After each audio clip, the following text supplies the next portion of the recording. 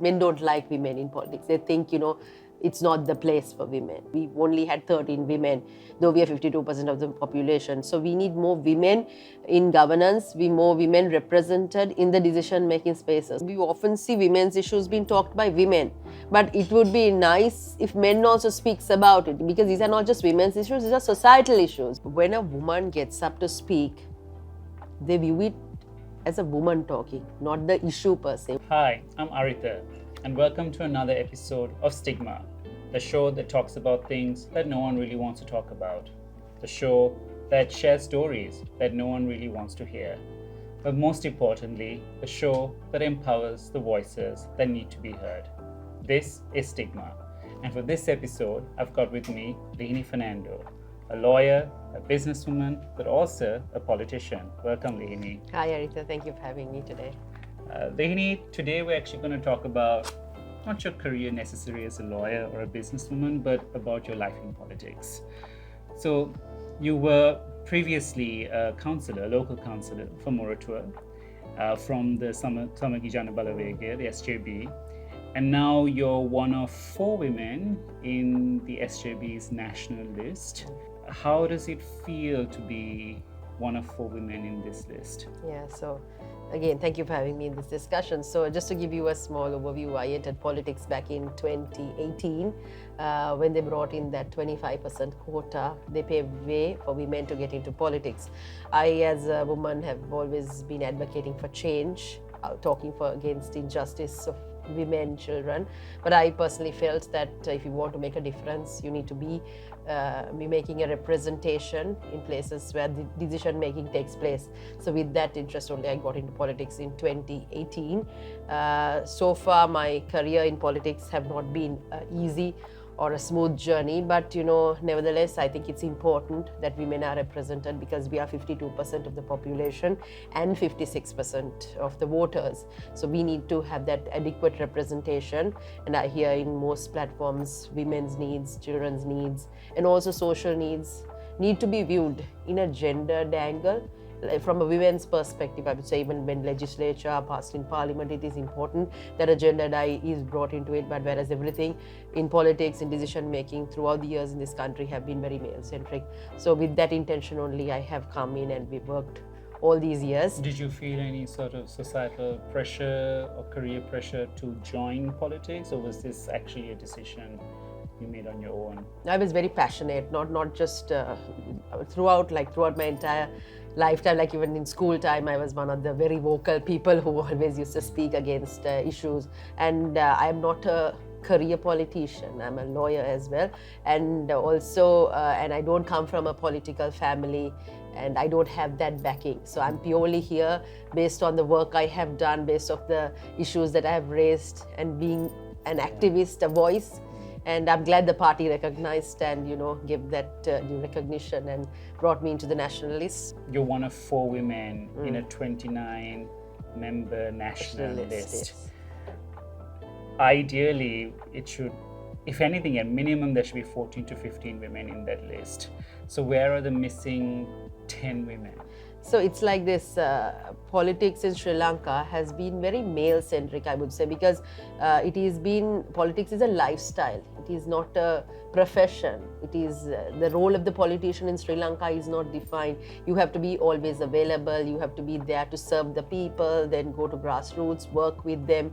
You're expected to be there at their funerals, at their weddings, at their functions, be present. So that is the culture of politics. But whereas a politician, a parliamentarian is a policy maker, and you have to contribute to policy and the decision making. So there is no distinction in that. And so women also have to do politics in the same way. And also, if you are in a party, you have been given an electorate, you have to be an electorate organizer. So with that, there are so much of other responsibilities that come. So actually, it is very hard for a woman to do this. There are in our nationalists there are 4 women, and I think even most other parties also it's majority are not women. Like it's everywhere. This it's is not everywhere. just SJB. This SJBs. is women in general are missing Yeah. from nationalists. They're missing from candidates. So I don't think our political system has progressed to such an extent to give that 50% quota for women or even a 25%, because the legislature doesn't mandate that, no. So it's a discretion of the party. So I mean, then there are certain factors that contribute, people who have contributed policy wise, so lawyers, professors, academics, so there are many grades that they filter in. So on that basis only, so if there were also more women that were there in those categories, then there's a chance for them to get in. But you have to select from the people who have who are there. So in our political spheres there are women who work, but it is very limited. I think it's a thing across all parties as well, because again, as I said, the challenges that one has to face in being in politics is not easy, because a woman has a certain gendered role that she has to play. I mean, I myself is a mother, a lawyer and politician, so you have to balance all these things whilst doing that, so it is not easy. Do you think that is what is keeping women out of politics? That is one reason, and also the whole financial aspect of being in politics. Parties like us, the conventional party structure, you need to have your finances and you should be able to spend. Like if you are an electorate organizer, there are certain responsibilities. So for that you need money, and even to run an election campaign, for example, if you are running this general election, you need exorbitant amount of finances. But the good thing this time is the campaign financing regulation has been brought in, so there is a cap. But previously you don't have caps like that, so you have to have a lot of money. And let's talk about this cap, right? So the Election Commission has issued a cap of 4 to 5 million rupees. 5.5, I think. Is it a feasible cap? No. Okay. Because you have to run the entire district, 15 electorates, and you at least need a minimum of 60,000, 75,000 votes to get in, and it is very competitive. And your competition is not just with your opponent, but your competition is people within your own party. It is a preferential vote war, so it's like you have to outdo the other. So this is the system that. Do you think this new cap may encourage more women to participate because it's more affordable? There are that I think it is good that they brought in this cap, so that there is some level playing field, and then it's not just that post-election they must monitor. Everybody has to give their financial records, and that has to be monitored. So I hope this is a new system that they have introduced, so I hope the Election Commission follows it through. I mean, we saw it in the presidential election also. They're calling for finances. So I think not just that, but giving nominations. Parties must also give nominations to women. That is important. What is preventing parties from doing that? So again, like parties, there are.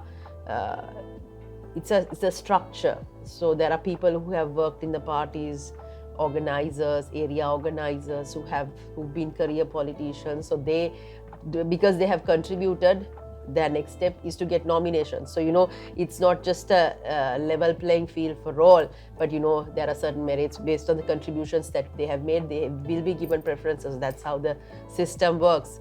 It is in Sri Lanka, politics is not always based on meritocracy. That is the issue. Talking about the very few women that are in politics, whether it's from the SJB or parties, right?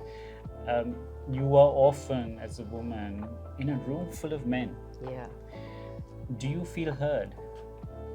It is not easy, I would say, because when a woman gets up to speak, they view it as a woman talking, not the issue per se. What is she talking? Not the content that she's bringing. I'll give an example. When I was a council member, very often we used to speak of certain issues, talk about pressing issues, but then how they view it as, oh, she's a woman, she's the one who's saying it. That whole stigma they bring that stigma into it. So then there is a gendered angle in how it is viewed. So it is not easy. Are you saying there's a stigma in being a woman?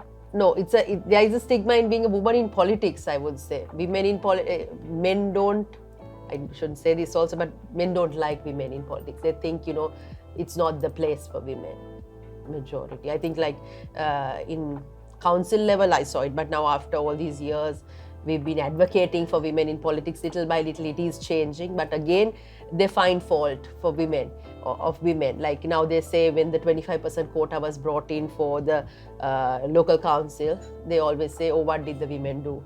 We made a mess of bringing 25% women. But nobody says that we made a mess of having more men. So it is always because we had like 75 years of men making a so mess. it's exactly, so nobody it's also, what do women know in politics? They don't even know what they're talking. That is how it is viewed as. So I mean, has anyone told that to you? Personally, no, because maybe because I speak facts, and it may be the style and the approach that I have taken in politics. I have not faced that, but I've seen many councillors going through that issue, even in councils when they get up to speak. The sexist comments that are passed to them. Like what?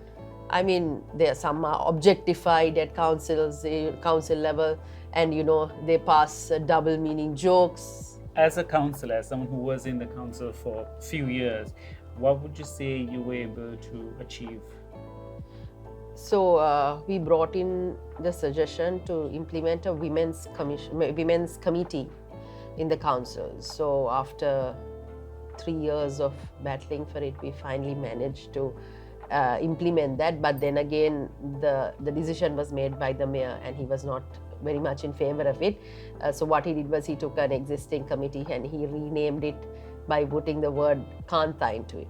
And also they allocated budgets, but that was not significant. And we tried to implement projects, then it was not very welcoming. But then getting that women's committee after all that fighting was, I think, was one of the achievements. What was the argument to resist the women's committee? They do not see the importance of women's issues being discussed. Their understanding of again, women in politics, women's issues in society that needs to be addressed is very limited.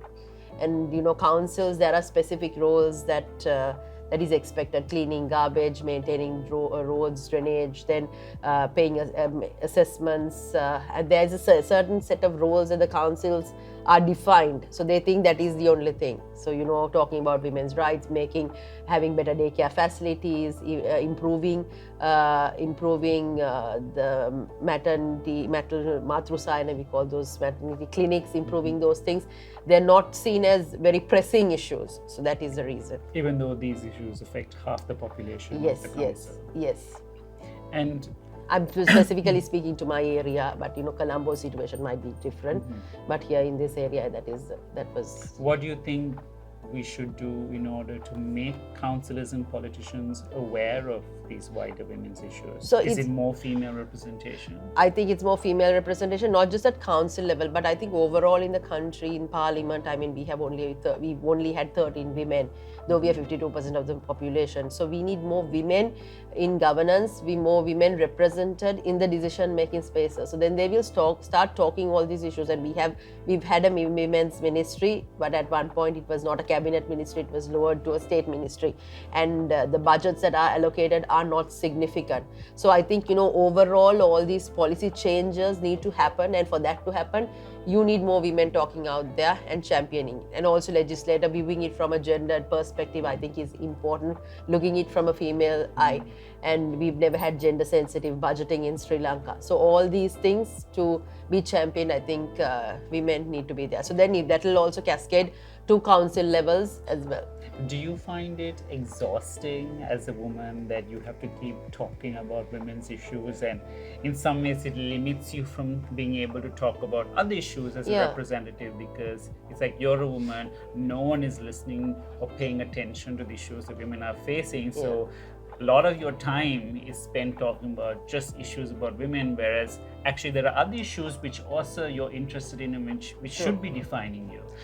See, it's not, thing is this, now we often see women's issues being talked by women, but it would be nice if men also speaks about it, because these are not just women's issues, these are societal issues. Women, children, I mean, if the life of women and children are made better, it is to uplift the society in totality. I mean, development in a country is not just about infrastructural development, all that, right? Societal development, social development, that is what is important. Right now you're on the road campaigning. I mean, what kind of advice would you give to another woman who is, stepping into politics or going on these door-to-door campaigns for the first time, like, what would you tell those women? So I would say women in politics must also support women in other women to get into politics. And if we together, if we want to increase representation, it has to be like I would say a collective journey that you support other women. And I think at party level also it is important that parties also understand the importance that women play. I mean, it is important to have more women representation again, because as I said, they're 52% of the population and they need to be given that voice. And party also must support. If that support structure is in place, then it is not difficult for women to do politics. But the saddest part is that the rivalry comes also from your own people in your own party, and also the men sometimes are not welcoming women and they will end up bashing women, going to the areas and say, look, she's not doing this, she's not competent, what does she know about politics, she's so and so's this person, she's been put for this particular reason, don't take her seriously, we are the ones who've been with you, we are the ones who will be with you. So though you try to do the right thing, there will be many who will come and bash you, so you have to. Do women get sex shamed as well? Are they called, is part of sort of the internal party or political mechanisms? Do you see women also, people passing comments on, like sexual comments on a woman, calling her a sex worker or comments of that nature? So in my party, I want to say I have not experience of that kind of thing. I think at my party, it is relatively safer for a woman to do politics, but I have seen in other certain parties this issue coming through, and how women are being harassed, objectified, and how they have to do politics with men, going around campaigning, how they get bashed. We have seen issues faced by councillors also, and it is also, I think there was one incident in Anuradhapura back then, how a woman was physically handled by a male councillor. So what advice would you give to these women and to other women who are thinking of coming into politics or are in politics and have faced this kind of, opposition, harassment, threats? What would you tell them? So I think, just because there are issues of this nature doesn't mean that you shouldn't enter into politics. I think we need more women to come here, because women only can change this culture and this system also. Women together collectively can bring a difference to politics, because always it's not about competing, it is about collectively working together. I mean, that synergy can be brought in by women, thinking together, like-minded women coming together, helping each other. That different culture can be set in. So I think, if any educated women watching this, it's time for you to come in. I mean, you may have championed certain issues at your level, at your local level, or at your corporate level. But, if you are passionate about making a change, I think you need to But say, enter. like my example, say a woman is campaigning and she gets sexually harassed, right? Or she's faced someone has passed on some comments to her within the party. What should she do? What are you going to tell her to do? So you shouldn't be silent. I would say you must raise it. You must raise it at the working committee level or at the leadership level. You must bring it to their attention, and you have to set that tone so that it doesn't occur again. I think it is important to call whoever person who did that kind of thing, call them out. Do you think most women remain silent when they experience this? Is that why we've sort of enabled this culture of male dominance? Yeah, they have remained silent. And it is very limited. I mean, some of the issues that women face, people don't even talk about it outside, because you want to maintain your status within the party, because you feel if you make such kind of statements, it can be negative also. So there are times where women maintain silence. The word system change is very popular these days. What would you want to change in our political system? I think giving more opportunity to educated people, recognizing and creating a space to bring meritocracy. I think that is important. Not everybody has the means and ways and means of, spending and coming into politics. But if you have identified good people who can contribute, giving them that opportunity is important. I think that is the way that you can bring in change. because if you don't have the right people talking for the right reasons and talking for certain concerns, we will not bring change. That creating that space, level playing field, is what is important. And my final two questions to you, Lihini, is just on your, say, when you decide one day to retire from politics, what would you like to have achieved as a leader? See, it is not about what you take, it's about what you give back. At the end of the day, if I am able to make a difference in a little way in somebody's life, that is the biggest satisfaction I would have. Leaving a legacy is what is important for any politician, I would say. I mean, today we see people fighting for system change. How people have robbed from the system. But if a politician at the end of the day thought, it is not about the money that you take back, but the legacy that you leave, that is what is important. What would you want to tell the younger Lihini? You try to navigate the difficult journey, the difficult road.